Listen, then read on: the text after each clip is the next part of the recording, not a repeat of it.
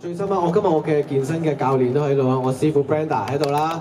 即係我都即係一見到 Brenda 我都係哇，即係好觸動嘅，即係因為佢陪咗我最長嘅時間去改造我身形啊。